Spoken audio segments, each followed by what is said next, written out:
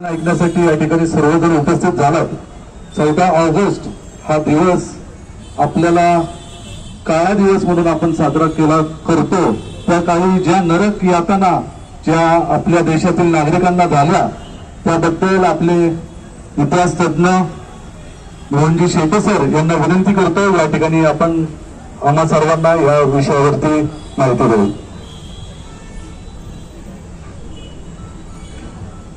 व्यासपीठावर उपस्थित माननीय धीरजजी घाटे, माननीय हेमंतजी रासने, उपस्थित सर्व मान्यवर आणि बंधू भगिनींनो, एखादा आनंदाचा दिवस असेल तर तो उत्सव साजरा करण्यासाठी आपण वर्षानुवर्षे एकत्र येत असतो. मात्र वर्षातला हा एक दिवस असा असतो की आपण सर्वजण आपलं दुःख व्यक्त करण्यासाठी एकत्र येत असतो. शेवटी आपण एक सगळे राष्ट्र आहोत म्हणजे काय आहोत. क्षण असतील पण काही क्षण असे असतात की जे आपल्या सर्वांचे समूहाचे आनंदाचे आणि दुःखाचे असतात. जसं मी छत्रपती शिवाजी महाराजांच्या राज्याभिषेकाचं वर्णन केलं तर या ठिकाणी बसलेल्या उभा असलेल्या प्रत्येक माणसाचं हृदय आनंदाने उचलून येईल. त्याचप्रमाणे 15 ऑगस्ट 1947 तुमची आमची परमप्रिय भारत माता स्वतंत्र झाली, पण तिच्या एका डोळ्यात आनंदाचे अश्रू होते आणि दुसऱ्या डोळ्यामध्ये दुःखाचे अश्रू होते. 150 वर्षाचं पारतंत्र्य गेले याचा आनंद होता, पण माझ्याच मातृभूमीचा मैलोनमैल प्रदेश तुकडे झाले हे दुःख मनामध्ये होतं. आज सुद्धा आपल्या घरामध्ये जर का एखाद्या मूर्तीचा हात तुटला असेल, काही भंग पावली असेल तर ती आपण पूजेवर ठेवत नाही. आमची भारत माता गेली 80 वर्ष अशा भंगलेल्या अवस्थेमध्ये आहे. हे आपल्या सर्वांचं दुःख आहे. मित्रांनो, मला एक प्रसंग आठवतो. पावसाळ्याचे दिवस आहेत. मी एका माझ्या विद्यार्थ्याकडे गेलो होतो. जिन्यावर उतरत असताना, खरं तो कॉलेज मधला मुलगा, पण कठड्याला हात धरून उतरत होता. बरं, का एवढं कठड्याला हात का धरतो? तो म्हणा, मी लहान असताना पाय चटकून पडलो होतो, डोकं फुटलं होतं म्हणून कठड्याला हात धरतोय. लहानपणी त्यांनी कठड्याला हात न धरल्यामुळे त्याचं डोकं फुटलं. ते दुःख त्यांनी लक्षात ठेवलं आणि आता तो सावध होऊन कठडा धरून जिना उतरत होता. काही जण आम्हाला प्रश्न विचारतात, अहो 80 वर्षापूर्वी फाळणी झाली, ही मेलेली मडी कशाला उकरून काढता? लक्षात ठेवा, पूर्वी झालेल्या चुका, पूर्वी झालेलं दुःख जर आपण विसरून गेलो तर त्या चुका देशात पुन्हा पुन्हा होऊ शकतात. आणि म्हणून ती चूक पुन्हा होता कामा नये, म्हणून त्याचं स्मरण केलं पाहिजे. तुमची आमची प्रिय भारत माता संपूर्ण विश्वानं जिच्या समोर नतमस्तक व्हावं अशी ज्ञानभूमी, कर्मभूमी, धर्मभूमी, साहित्य, कला, संगीत, विज्ञान आणि संपन्न भूमी. काय वर्णन केलं ऋषींनी? उत्तरम यत् समुद्रस्य हिमाद्रे यत्तु दक्षिणम वर्षतात भारतम नाम भारती यत्र संतती. हिमालयाच्या दक्षिणेला आणि समुद्राच्या उत्तरेला जो प्रचंड भूप्रदेश आहे त्याला भारत म्हणतात आणि तिथे राहणाऱ्या लोकांना भारतीय म्हणतात. हजारो वर्षाची परंपरा आहे आपली. पण ज्याप्रमाणे एखाद्या झाडाला फळं असली की लोक दगड मारतात, त्याप्रमाणे आक्रमक आले, शक आले, हुन आले, ग्रीक आले. ही आक्रमण आपण परतवली आणि नंतर मोहम्मद बिन कासिम आला, अलाउद्दीन खिलजी आला, गजनीचा मोहम्मद आला, रजिया सुलतानी आली, बाबर आला, औरंगजेब आला. अशा प्रकारे लाटांमागून लाटायला लागल्या आणि आमच्या देशामध्ये महाभयंकर अशा प्रकारचं हे पारतंत्र्य सुरू झालं. याचा अर्थ असा नव्हे की आम्ही हिंदू गप्प बसलो होतो. कुठे हुतात्मा नाहीर असेल, कुठे राणा संघ असेल, कुठे राणा महाराणा प्रताप असेल, कुठे पृथ्वीराज चौहान असेल, कुठे ज्या ठिकाणी गुरु गोविंद असतील, छत्रसाल बुंदेला असेल, कृष्णदेव राय असेल, हरिहर बुक्का असतील, असे भारताच्या वेगवेगळ्या प्रांतात वीर उभे राहिले आणि त्यांनी आक्रमणाची टक्कर दिली. मात्र या सगळ्यांमध्ये सर्वात श्रेष्ठ नाव होतं ते छत्रपती शिवाजी महाराजांचं. आणि शिवाजी महाराजांनी असा संघर्ष सुरू केला की शिवाजी महाराजांच्या महानिर्वाणानंतर आम्ही मराठ्यांनी तो संघर्ष संपू दिला नाही. अटक पासून कटक पर्यंत विशाल हिंदवी साम्राज्य निर्माण करून दाखवलं. हा देश या इस्लामिक आक्रमणापासून आपण मुक्त केलेला होता. पण दुर्दैव इंग्रजांचं राज्य आलं. पुण्याच्या शनिवारवाड्यावरती फडकणारा परमपवित्र भगवा ध्वज खाली उतरला गेला आणि त्या ठिकाणी युनियन जॅक फडकायला लागला. आणि एका कंपनीनं, ईस्ट इंडिया कंपनी नावाच्या कंपनीनं एक एक लचके तोडत तोडत आमच्या मातृभूमीच्या पायामध्ये पारतंत्र्याच्या बेड्या ठोकल्या. काय हा दुर्दैवाचा इतिहास. 150 वर्ष पारतंत्र्य चालू होतं. पण लक्षात ठेवा, पुन्हा एकदा या देशाचे तरुण उभे राहिले, त्यांनी संघर्ष केला, फासावरती गेले. असे अनेक क्रांतिकारक आमच्या पुणे शहरात केवढी मोठी परंपरा आहे. इथे हिंटाला जाणवतं. इथे वासुदेवंत फडके होते, चापेकर बंधू होते, उमाजी नाईक होते, लहुजी वस्ताद होते. पावला पावलावरती क्रांतिकारकांची नावं आहेत. असे ह्या क्रांतिकारकांनी अथक परिश्रम केला आणि आता भारताचं स्वातंत्र्य जवळ दिसायला लागलं. पण त्याच वेळेला काही धर्मांध आसुरी शक्ती या थैथयाट करायला लागल्या आणि त्यांच्या लक्षात असं आलं की आत्ताच काय ते आपण आपल्या पदरात पाडून घेतलं पाहिजे. इंग्रजांच्या लक्षात आलं होतं 1857लाच सगळे भारतीय एकत्र झाले, तर आपण मुठभर इंग्रज त्यांना गुलामात गिरीत ठेवू शकत नाही. इंग्रज 20-25 लाख होते, भारतीय त्यावेळेला 40 कोटी होते. सगळे भारतीय एका दिशेला तोंड करून उभे राहिले आणि फुंकर मारली तरीच इंग्रज उडून जातील, इतके इंग्रज कमी होते. हे इंग्रजांनाच कळत होतं. मग करायचं काय? भांडणं लावायची. फोडा आणि राज्य करा.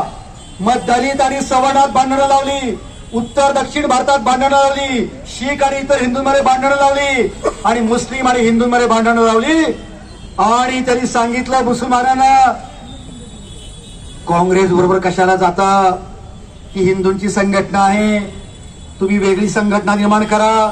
आणि मुस्लिम लीग नावाच्या पक्षाची स्थापना झाली. त्यावेळेस एक वाक्य एका इंग्रज अधिकाऱ्याचं वाक्य ऐकून घ्या. पूर्वी पहा, राजाला 2 बायका असायच्या. इंग्रज म्हणतात, मला 2 बायका आहेत, मुस्लिम लीग आणि काँग्रेस. मुस्लिम लीग माझी आवडती बायको आणि काँग्रेस माझी नावडती बायको, असे उद्गार काढलेले. याचं कारण मुस्लिम लीग जे म्हणेल ते आम्ही देणार. आणि मग आता स्थिती अशी झाली की आमच्याच काँग्रेसच्या पुढाऱ्यांना असं वाटायला लागलं की मुस्लिम लीग सुद्धा आमच्या बरोबर आहे हे दाखवण्यासाठी ते जे म्हणतील ते मुकाट्यानं मान्य करा. मित्रांनो, वंदे मातरम गीत यावर्षी आपण त्याची 150 वर्ष साजरे करतोय. अप्रतिम गीत. ते केवळ गीत नव्हे, वेद मंत्र हू नाम वंदे वंदे मातरम असं ते आम्हाला पवित्र गीत आहे. पण एक दिवस काँग्रेसच्या व्यासपीठावर एक गीत सुरू झालं आणि त्यांनी सांगितलं हे आम्हाला मान्य नाही, हे आम्ही म्हणणार नाही. शेवटी ते माघार घ्यावी लागली आणि विचारलं हे एवढं पहिलं कडवं चालेल का? ठीक आहे, एवढं पहिलं कडवं चालेल. आम्ही आमच्या राष्ट्रगीताचे 2 तुकडे पाडले. या ठिकाणी लोकमान्य टिळकांचा उल्लेख झाला. टिळकांच्या महानिर्वाणानंतर ते अधिवेशन झालं, त्या ठिकाणी त्यांचा फोटो होता. अली बंधू आले आणि त्या मंडपात आल्यानंतर ते म्हणले या ठिकाणी टिळकांचा फोटो असेल तर आम्ही या ठिकाणी मंडपात येऊ शकत नाही, आम्ही निघून जाणार. मुकाट्यानं टिळकांचा फोटो उचलून मागे नेऊन ठेवावा लागला. पूर्वी आम्ही भजन म्हणत होतो, रघुपती राघव राजा राम, पण हे इतरांनी कसं म्हणायचं? आणि म्हणून रघुपती राघव राजा राम याला ईश्वर अल्लाह तेरो नाम अशी स्वतंत्र ओळख जोडण्यात आली, कारण त्यांना सुद्धा आम्हाला खुश केलं पाहिजे. पूर्वी आमची भाषा होती संस्कृत प्रचुर हिंदी, पण नव्याने नाही चालणार. आणि मग उर्दू मिश्रित हिंदी सुरू झाली. बेगम राम अशा प्रकार, बेगम सीता, बादशाह राम अशा प्रकारचे शब्द असलेली नवीन प्रकारची भाषा उर्दू मिश्रित ही भाषा आम्ही निर्माण केली.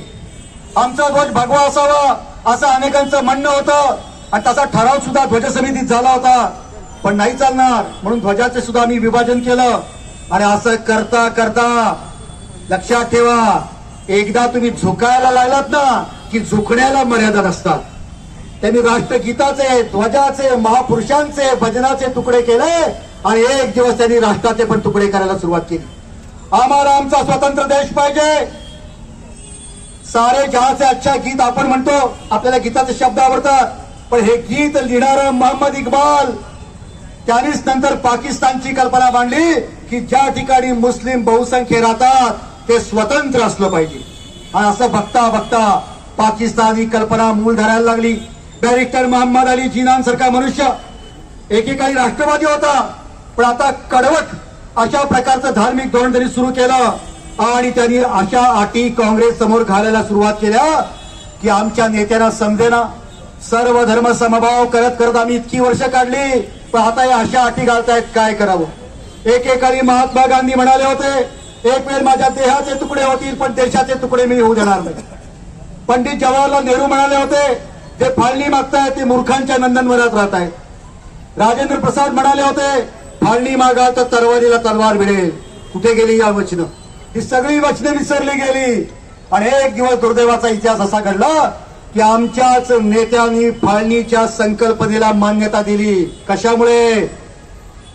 16 ऑगस्ट 46 सालचा त्यावेळेला काँग्रेसला घाबरवण्यासाठी डायरेक्ट ऍक्शन डे जाहीर करण्यात आला. आज सांगताना मन गलबलून येतं. मी त्या काळातले वर्तमानपत्रातले फोटो आजही बघितलेले आहेत. कलकत्त्याचा मुख्यमंत्री, बंगालचा सुरावर्दी मुख्यमंत्री आहे आणि तोच दंगली करायला पेट्रोल पुरवतोय. कलकत्त्याचे फुटपाथ दिसत नव्हते कारण ते हिंदूंच्या त्या ठिकाणी रक्तानी आणि प्रेतांनी भरून गेले होते. इतक्या प्रचंड दंगली या त्या काळामध्ये झाल्या. भारत मातेचं विभाजन होऊ नये म्हणून आमच्या रक्ताच्या बांधवांनी त्या ठिकाणी बलिदान केलं होतं. ही दुर्दैवाची अवस्था होती आणि ही अवस्था झाली. मित्रांनो, हे का झालं याचं चिंतन करायला पाहिजे.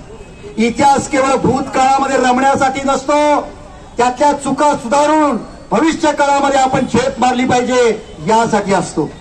एकदा महात्मा गांधींना प्रश्न विचारला होता, तुम्ही हिंदू आणि मुस्लिम ऐक्यासाठी एवढं का धडपडता? गांधीजींनी उत्तर दिलंय. ते म्हणतात, इथले मुस्लिम अल्पसंख्याक आहेत पण ते आक्रमक आहेत. इथले बहुसंख्य हिंदू आहेत पण ते जरा घाबरट आहेत, म्हणून बहुसंख्य हिंदू आणि आक्रमक मुसलमानांनी एकत्र करतोय. पण काय झालं, त्यांचा आक्रमकपणा इंग्रजांच्या विरुद्ध जाण्याच्या ऐवजी बहुसंख्य हिंदूंच्या विरोधात गेला आणि मातृभूमीचे तुकडे पडले. पण या देशातला हिंदू सामर्थ्य संपन्न व्हावा, संघटित व्हावा, बलशाली व्हावा म्हणून प्रयत्न दोनच व्यक्तींनी केला. एक म्हणजे स्वातंत्र्यवीर विनायक दामोदर सावरकर आणि दुसरे आद्य सरसंघचालक डॉक्टर केशव बळीराम हेडगेवार. पण आम्ही सावरकरांच्या मार्गाने गेलो नाही, आम्ही त्यांच्या मार्गाने गेलो आणि डोळ्या देखत आमच्या भारत मातेचे तुकडे बघायला लागले. इन लोगों ने मेरी माँ की दोनों भुजा काट डाली, पूजे हमलावर बाबर को, भगवान राम को दही गाली. उन मक्कारों के लिए या दिल में भी कोई स्थान नहीं, वो छोड़ जाए इस भारत को, उनका ये हिंदुस्तान नहीं. साफ बता दूं अब हिंसक हर लहर मोड़ दी जाएगी, क्रांति ग्रंथ में एक कहानी और जोड़ दी जाएगी. जो पवन से घात करे वो शाख तोड़ दी जाएगी और भारत मां पर उठी हुई हर आंख फोड़ दी जाएगी, हर आंख फोड़ दी जाएगी. अशा प्रकारचा ज्वलंत हिंदू समाज निर्माण करण्यासाठी हा फाळणीचा दुःखाचा इतिहास हा आपल्याला पुन्हा पुन्हा स्मरण करायचा आहे. मित्रांनो, 80 वर्ष झाली. कधी कधी आपल्या मनात येतं, आता काय होणार आहे. आजचा दिवस हा स्मरण दिवस नाहीये, संकल्प दिवस आहे. इथं धीरज भाऊ आहेत, रासनेजी आहेत. आठवत आहे 1989-90 जेव्हा मी कारसेवाला जायचो आणि त्या शरयूमधनं अशी हिंदूंची प्रेत जायची, तेव्हा आमच्या मनात यायचं, आपण म्हणतोय खरं मंदिर वही बनाएंगे, मंदिर भव्य बनाएंगे, जमणार आहे का, होणार आहे का, मनामध्ये कुठे शंकेची पाल चुकचुकायची. पण मित्रांनो, जर का तुमच्यामध्ये जिद्द असेल तर जगातल्या सगळ्या शक्ती तुमच्या पाठीमागे उभं राहतात. हे सिद्ध झालं आणि अयोध्येमध्ये भव्य प्रभू रामचंद्रांचं मंदिर आज आपल्या सर्वांच्या डोळ्या देखत उभं आहे. म्हणजे आपण जर का मनात संकल्प ठेवला तर ते करू शकतो. आपल्या मनात हाही संकल्प असला पाहिजे, एक दिवस भारत, पाकिस्तान, बांगलादेश ही भूमी एकत्र होईल. तुम्हाला एक प्रसंग सांगतो, मी इतिहासाचा विद्यार्थी म्हणून. पानिपतचं युद्ध आपल्या सगळ्यांना माहिती आहे. पानिपत आपण विसरू शकत नाही. आता 250 वर्षापूर्वी झालं. 1761 अहमद शाह अब्दाली आला होता, अफगाणिस्तानचा बादशाह, आणि दोन्ही सैन्य समोरासमोर होती. पेशव्यांचं सैन्य होतं, मराठ्यांचं सैन्य त्या पानिपत गावात होतं आणि समोर अब्दालीचं सैन्य होतं. एक दिवस अब्दालींनी पत्र पाठवलंय, पत्र उपलब्ध आहे. पत्रात अब्दाली म्हणतो, कशाला लढायचं, आपण लढाई टाळूया, फक्त एक करा, या लाहोर कराची वरचा आमचा अफगाणी लोकांचा अधिकार तुम्ही मान्य करा, म्हणजे मी निघून जातो, तुम्ही परत पुण्याकडे जायला मोकळे. त्यावेळेला तिथून जे पत्र आलंय मराठ्यांचं ते म्हणतात का म्हणून नामंजूर. लाहोर आमचं आहे, कराची आमचं आहे, काबूल आमचं आहे, त्या ठिकाणी असलेल्या अफगाणिस्तानची भूमीचा कण आमचा आहे, हे सगळं आमचं आहे, आम्ही त्यांचा अधिकार सोडणार नाही. तुमचे आमचे पूर्वज 1,00,000 मराठे पानिपतच्या रणांगणात कामी आले, ते अफगाणिस्तान सुद्धा आमचं आहे सांगण्यासाठी. आपण विसरूनच गेलो. अफगाणिस्तान गेला, पाकिस्तान गेला, बांगलादेश गेला, काश्मीर मधला पीओके, तिथं आपण 80 वर्षात तिरंगा फडकवला नाही. पुण्याचा कोंडवाही जाईल आणि सारसबाग पण जाईल, आपण असे गाफील राहिलो तर. त्यामुळे लक्षात ठेवा की आपल्याला सुद्धा सावधपणे पुढची पावलं टाकावी लागतील. यासाठी म्हणून जागृत हिंदू समाज हा निर्माण करण्याची गरज आहे. यासाठी हे जे ध्येय आहे ते आपण लक्षात ठेवलं पाहिजे. मित्रांनो, पृथ्वीच्या पाठीवरती एक देश होता, जरा घरी जाऊन बघा, गुगलवरती सर्च करा. देशाचं नाव आहे पर्शिया. कुठे गेला?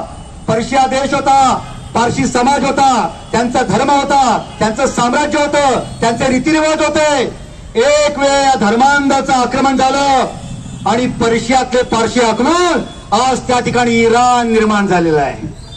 त्यावेळेला पारशियातनं जे पारशी पळाले त्यातले 10-15 हजार आता भारतात राहायला आले. मित्रांनो, पारशी लोक पळून गेले, त्यांना आश्रय द्यायला भारत होता. तुम्हाला जर का भारतातून निघून जावं लागलं तर जगाच्या पाठीवर कोण आश्रय देईल? आणि म्हणून हा हिंदुस्थान हिंदूंचा आहे हे समजावून सांगण्यासाठी जे जे आमच्या ताब्यातून गेलेलं आहे ते परत मिळवून त्या ठिकाणी छत्रपती शिवाजी महाराजांचा भगवा एक ना एक दिवस आम्ही फडकावून दाखवणार, अशा प्रकारची जिद्द मनामध्ये बाळगणं, यासाठी हा पाकिस्तानला संदेश आहे. ओ नादान पड़ोसी अपनी आंखें खोलो, आजादी अनमोल न इसका मोल लगाओ, पर तुम क्या जानो आजादी क्या होती है. अंग्रेजों के बल पर 2 टुकड़े पाए हैं, माँ को खंडित करते तुमको लाज नाही. आईचे तुकडे करताना लाज वाटत नाही, असे तुम्ही केले असेल, पण आम्ही हे आता सहन करणार नाही. मित्रांनो, शिवाजी महाराजांच्या पासून अनेक क्रांतिकारक यांनी सर्वांनी जे बलिदान दिलं कशासाठी? भारत मातेचा अपमान त्यांना सहन झाला नाही. आम्ही आमच्या गीतामध्ये म्हणतो, तेरा वैभव अमर रहे मां, 3-4 रहे न रहे. आणि तुझं जे दुःख आहे ते आमचं आव्हान आहे. आज आपण भारत मातेला पारतंत्र्यापासून मुक्त केलं आणि स्वतंत्र केलं, पण भारत मातेची फाळणी ही 80 वर्षापूर्वी झालेली आम्ही आज सुद्धा विसरलेलो नाही, हे दाखवण्यासाठी, तो संकल्प करण्यासाठी आज इथं आपण एकत्र आलो आहोत. आणि ज्या वेळेला हा संकल्प आपण पूर्ण करू त्याच वेळेला भारत मातेचा जय जयकार करण्याचा आपल्याला अधिकार असेल.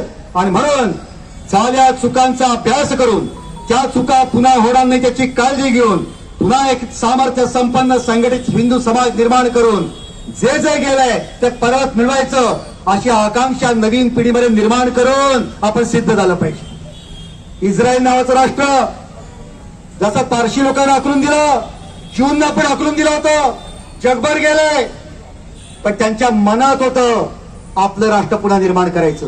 तुम्हाला माहितीये, इस्रायल लोकांच्या, ज्यू लोकांच्या घरात लग्न असेल त्या लग्नाच्या वेळेला एक काचेचा ग्लास आणला जायचा आणि तो नवरा मुलगा त्या ग्लास पायाने फोडायचा आणि म्हणायचा, पुढच्या वर्षी भेटू जेरुसलेमला, पुढच्या वर्षी भेटू जेरुसलेमला. असं म्हणता म्हणता 1000 वर्ष गेली, कोणी चेष्टा नाही केली, पण पुढचं वर्ष 1000 वर्ष झाली ना, ते म्हणत राहिले.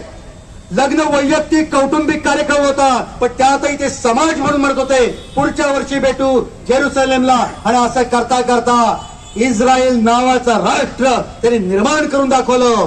7 शत्रूंच्या विळख्यामध्ये आज ते पायरून खंबीरपणे उभा आहे आणि संघर्ष करतायत. हे आपण लक्षात घेतलं पाहिजे. ते जर का स्वतःचं राष्ट्र निर्माण करू शकता तर आपण आपल्या भूमीचा भाग पुन्हा का मिळवू शकत नाही? सावरकरांनी याच पुण्यामधनं प्रश्न विचारला होता, अरे ती चाणक्याची आणि चंद्रगुप्ताचं तक्षशिला कुठं आहे? जिथून गांधारी आली होती भारतामध्ये, तो गांधार कुठे आहे? ती ढाक्याची ढाकेश्वरी कुठे आहे? ते पुरुषपूर पेशावर कुठे आहे?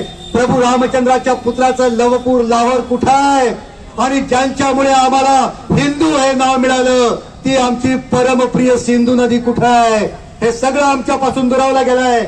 आणि म्हणून सावरकर एसपी कॉलेजच्या मैदानाच्या सभेतून म्हणाले होते, हे प्रियतमे, देवीतमे, अंबितमे सिंधू, एक वेळ भारत तुला विसरेल पण महाराष्ट्र तुला कधी विसरणार नाही. एक ना एक दिवस याच महाराष्ट्रातले वीर पुन्हा एकदा हातावर शस्त्र घेतील आणि शनिवार रोडावरनं धावत धावत ते जातील, ते नर्मदावर आणतील, ते यमुनावर आणतील, ते सिंधूवर आणतील आणि पेशावर वरती पुन्हा एकदा शिवाजी महाराजांचा भगवा झेंडा फडकवतील. ही आपल्या सर्वांची जिद्द आहे.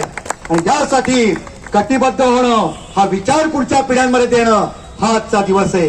आज या ठिकाणी हे सुंदर असं प्रदर्शन लावलेलं आहे. हे सुंदर आहे पण वेदना देणार आहे, दुःख देणार आहे. ते रक्त अजून आपल्याला बघवत नाहीये, अशा प्रकारच्या वेदना आहेत.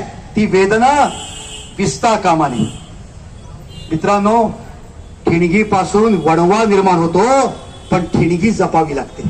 तुमच्या आमच्या मनातली अखंड हिंदुस्थानची संकल्पाची ठिणगी आपण सर्वांनी जपून ठेवली, एक दिवस त्यातनं वणवा होईल. आणि मग पाकिस्तान हे नाव जगाच्या नकाशातून कायमच पुसून अखंड हिंदुस्थान निर्माण होईल, हे आपल्या सर्वांचं स्वप्न आहे.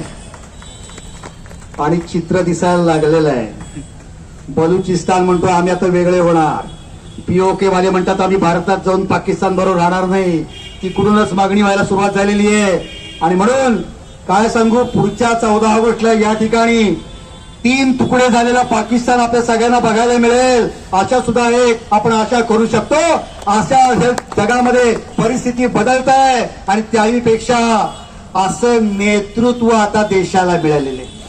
कित्येक वर्ष आम्ही ऐकत होतो अतिरेकी आले आणि बॉम्बस्फोट केले. आता ज्याप्रमाणे शिवाजी महाराज लाल महाल शिरून शाहिस्तेखांची बोटं तोडतात, त्याप्रमाणे आमच्या देशात बॉम्बस्फोट झाला तर त्यांच्या देशात जाऊन अतिरेक्यांचे तळ उद्ध्वस्त करणारं असं नेतृत्व आता आम्हाला मिळाले. गेल्या 80 वर्ष भारताच्या संसदेमध्ये वंदे मातरम गीत गायलं नव्हतं. आपण पंतप्रधानांना मनापासून धन्यवाद देऊया. काल 80 वर्षानंतर भारताच्या संसदेमध्ये संपूर्ण वंदे मातरम पहिल्यांदा गायला गेले, पहिल्यांदा गायले. आणि त्यामुळे असं सामर्थ्य संपन्न तेजस्वी नेतृत्व जर का आपल्या देशाला मिळालं असेल तर असं स्वप्न बघायला काय हरकत आहे. आता आपली जबाबदारी आहे त्यांच्या मागे आपण उभं राहायला पाहिजे. एका श्रीकृष्णाच्या करंगळीवरती गोवर्धन उचलण्याचे दिवस गेले. आता गोकुळाच्या प्रत्येक घरातून काठी आली पाहिजे आणि सर्वांनी हा राष्ट्राचा गोवर्धन उचलला पाहिजे. आता आपल्या सगळ्यांना थोडं थोडं मोदी व्हायला पाहिजे. आपण सगळ्यांनी मिळून हा प्रयत्न केला तर हे स्वप्न दूर नाहीये. आणि म्हणून भारत मातेला शेवटी वंदन करून मी माझ्या शब्दांना विराम देतो. एका कवीने म्हटलेलं आहे, जिसका मुकुट हिमालय जग जगमगा रहा है, सागर जिसे रतन की अंजुली चढ़ा रहा है, वो देश है हमारा, वो देश है हमारा. ललकार कर कहेंगे उस देश के बिना हम जीवित नहीं रहेंगे. हे जन्मभूमि भारत, हे कर्मभूमि भारत, हे वंदनीय भारत, हे अभिनंदनीय भारत. तेरे लिए जिएंगे, तेरे लिए मरेंगे, तेरे लिए जन्म भर हम साधना करेंगे, हम अर्चना करेंगे, हम वंदना करेंगे. वंदे मातरम, वंदे मातरम, वंदे मातरम. बोलो भारत माता की, वंदे मातरम, वंदे मातरम.